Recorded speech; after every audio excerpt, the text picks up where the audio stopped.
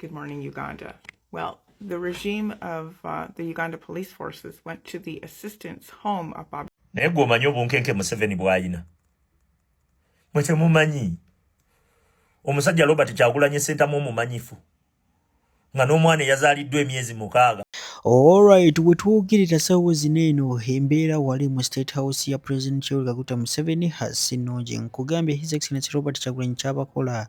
Oh my God, video eno osaana kubeera ng'ogyerabirako. Obadde okimanyi eby'okukwata abasirikale be abasajja naddala bali mu international community baavuddeyo ne bagamba nedda tugenda beera nga tubikiriza okuyitawo bwe bati ne baddukirawo mpaka mu ICC kkooti ya EU wamu ne UK Parliament ne bawaayo ogw'omusango ne bagamba atolooza omusajja teyakutte ba bodyguards ba His Excellency Robert Kyagulanyi era wetwogerera ssaawa zino emisango ginaatera okubeera nga gituula mu courts ziri enene naye nga tetunagendayo. Obadde okimanyi His Excellency Robert Kyagulanyi Katonda yamukwatiddeko olunaku olwaleero abasajja ne balumba personal assistant we era nga bwe okimanyi His Excellency Robert Kyagulanyi ne ttiimu ye bagezigezi basobodde okubeera nga babikwata mu kamera mpaka direct ew'omukulu Donald Trump. Kugamba video sooka owulirize ono omukyala y'omu ku ba international activists abagamba bo bagenda kufiira mu Uganda mpaka efunye freedom. Video ne mu luzungu naye muwulirize muwakadde ofunemu ekyokuyiga. Omulakiseeka mu maaso ababye ku explainingidde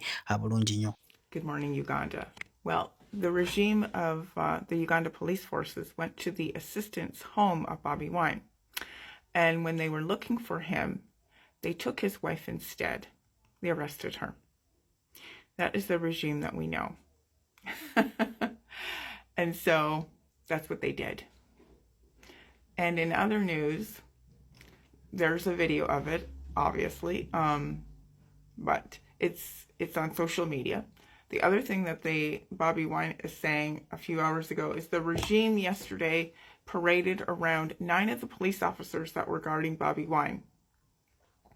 And they said that they paraded them around and then dismissed them of their duties and their crime, neglect of duty. So what he is also saying is that they paraded them around and then relieved them of their duties. In essence, they were fired for not doing their job. But they did their job. So they protected Bobby Wine up until January 15th. And then they were no longer on property. They weren't doing they just left because their job was over. The election was the 15th, and that was it. They went home.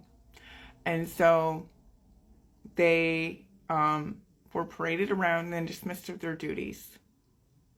Now, General Muhoozi and Museveni will lay the blame at anyone and do everything in their power to lay the blame at anyone for all of this that has been going on. They just don't want to take any accountability for what has happened.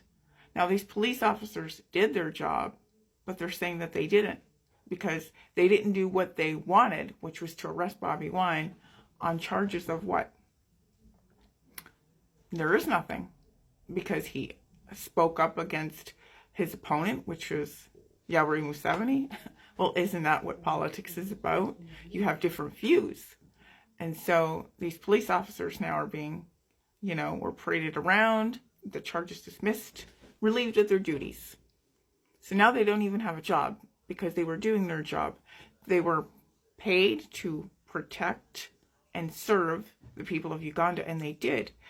But I guess it isn't good enough because Bobby Wine was an opponent of Yoweri Museveni, and now because they did their job faithfully and dutifully to the best of their ability, they were fired. This is the Uganda that exists today. So if you do your job, then you get blamed for doing your job. And so that is what Bobby Wine, Robert Kyagulanyi posted today. Alright, bwe nga tubitali ku mabbali nkugambye ekyokwata abasirikale nkugambye Alright, nkugambye ebyokukwata abasirikale ba His Excellency Robert Kyagulanyi wamu ne personal assistant we His Excellency Yoweri Kaguta Museveni ensobi gye yasinze okukola ey'amaanyi mu mwaka 2026. Nkugambye video njagala ogiwa obudde ogenda gamba ebyaddala Katonda akwatirako His Excellency Robert Kyagulanyi oba Katonda ayagala kusooka kulabisa bano abasajja simanyi na kumanya. Sooka olabe video ino ngikuletedde naye nga tetunagendayo sooka owulirize Hajji Aruna.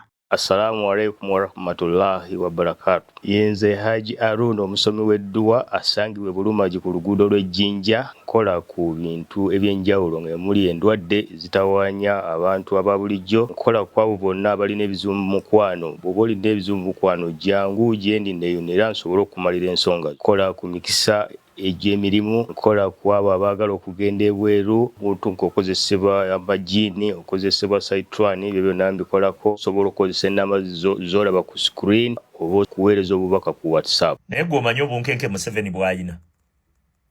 Mwe temumanyi. Omusajja Robert Kyagulanyi Ssentamu omumanyifu. Nga n'omwana eyazaaliddwa emyezi 6 bw'omusongera mu Kyagulanyi. Reaction gy'akulaga. Akulaga nti oyo ye mumanyi. N'akulemu nkukwata mu ggwanga Uganda. Omwezi ne gugwa. N'ogwokubiri gugwa. Omusajja amulemye okukwata. Sigamba nti omusajja ali mu nnyumba tavaamu. Atambula. Agenda pakwaki. Oluvaawo n'omuzabako egomba. N'ovaawo n'omulabako mukono. N'ovaawo n'omulabako egindi. N'abeerako mu kibuga. Kati n'omulabako wano. Museveni agamba omusajja nnema atya okukwata. Kati ekiri mu ndowooza ye nti mu security mwe muli abayamba omukulembeze waffe Robert Kyagulanyi Ssentamu. Kye kimuli mu ndowooza. Kati yeebuuza baani. Tabamanyi. Era reaction gy'akola alinganga wonootuuka akaseera ng'olaba olina ekikugoba naye nga tokiraba. Naye bw'oba olina ekyokulwanyisa ng'olina kukuba buli wamu. Saawa zino Museveni ali mu kupaala akuba buli wamu. Agamba oba wano weewali, oba wano weewali, oba wano weewali. Wuliriza. Saawa zino akutta abasirikale abaali bamukuuma, abaali bakuuma president mu campaign. Abatadde mu makomera. Abalala abagobye mu security. Abagambye mugende. Muteekwa kuba mwe muyamba omusajja. Tamanya ani mulabe we. Akimanya abo tebaakola nsobi. Naye tamanyi. Omanyi okubeerawo ng'onoonya mulabewo naawe nga tomumanyi. Saawa zino Museveni kyaliko. Era reaction ya Museveni batuuka akaseera ne basuula zirodi bulooka nga ne b'oyisaawo ensawo y'amanda bagisalamu wakati okumanya kiki ky'otwala. Naye omusajja bamunoonya abuzi. Kyokka atambula. Ekiruma Museveni musajja kutambula. Leero n'abeera wano n'alya ku ffene. Olulala n'abeera wali. Museveni agamba omusajja nnema atya okukwata mu ggwanga Uganda. Annema atya. Ate omukulembeze yatambula ali confident nti tebasobola mukwata. Tebasobola. Leero n'abeera wano, enkya n'abeera wali, luli n'abeera wali, luli n'abeera wali. Kati Museveni saawa zino ayinza okutta abantu mu security n'abamalawo. Saawa zino ayinza okutugumbula abantu mu security obbamalawo. Era buli ali mu security teekawo nnyo saawa zino olina okwebeereramu. Museveni tamanyi ani ali mu security ayamba mukulembeze. Kati gwe basuubiriza yenna wakugwa mu tteke nze nkubuulira. Omusajja ali desperate. Ekyo kimutiisa kubanga saawa zino ekiyimirizaawo gavumenti ye kiri kimu. Security. Kati security bwe batesobola nnoonya Kyagulanyi mufuna. Senga baali banoonya muntu mulala. Oba osanga kyalikoze eki? Naye omusajja omumanyifu ne bw'aba atunudde eri ng'atambula dde eri n'omulengera. Omanyirawo nti oyo Kyagulanyi. Musajja muwanvu bw'ati. N'entambula ye yokka. Omanyirawo nti oyo nno Kyagulanyi. Naye abalemye okukwata. Amanyi n'oyita ku road blocker zaabwe. Postinga n'agaba ebifaananyi bibino nabadde mpise twayisaawo. Omanyi kye kitegeeza?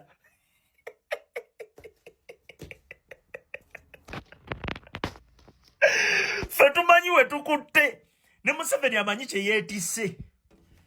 Alright, ebintu tubitadde ku mabbali omukulu amanyikiddwa nga Full-Figure avuddeyo n'atabukira Shamim Mayanja n'amugamba nedda nyabo togenda kubeera ng'omanyira Bannayuganda nga bo obavuma bo ne bakuvumako katono n'otandika kubeera nga oyomba. Video ngikuletedde mu maaso awo nyongera okujukiza katana subscribing awegate ku mukutu gwaffe guno akadde kajja mu personal life okateekemu that latest updates ku buli kimu ekituukawo mu ggwanga Uganda obeere ng'okifuna mu budde sokolize Full-Figure nga akalakata Shamim Mayanja ongambe ebyadala ng'oli ku ttiimu ki ttiimu Shamim oba ttiimu Full-Figure. Lwaki wonda bane aji ali mwezera gwe kikujjira mbu tweyagala bwe tweyagala ntubaki bamuswa n'ennonda wali oyagala bamutulugunyi bamutte afe nga batta Martin naye namwe muzadde abaana b'obulenzi mulaba wano buli musango gw'embeeramu muguyingiramu mwe nga muyingiddemu lwa sympathy likes nga temwina kigendererwa kirumirirwa abantu waliwo abantu social media nga yabagaana nga ne bw'okola social media yakugaana nga yakuzira nga ne banaakutimba batya bakola ba viewers nga social media yakugaana abamu mwabaza nnyo ne kasuku singa tewali abalaba naye nvumira ekyokuvuma abaana b'abantu naye nga bwe kibaluma ne bemuvuma abaana b'abantu yesala mukyuse content ow'okuvuma nze ku lukalu lwawo tewali muntu gwenvuma nga tanvumye munnegendereze ekyokubiri bulenja nempa submission yange nga fact mwe mukuyita kuvuma simanyi lwaki mwe temwagala njogere mazima mwagala standing n'obulimba bulweva nenjogera amazima ekikyavumye ekikazi kivuma buli muntu alina endowooza yenze sibadde ku side yo navaayo wano nembagamba nti I stand with John Zoganya nafuuka mubi nenvumwa ebikazi ebikadde ebikulu ebyekwanina obulenzi nkwanezero njaganya musangewa ku basajja bennina bansusa obungi ate nyongereko abaana bataba okulabirira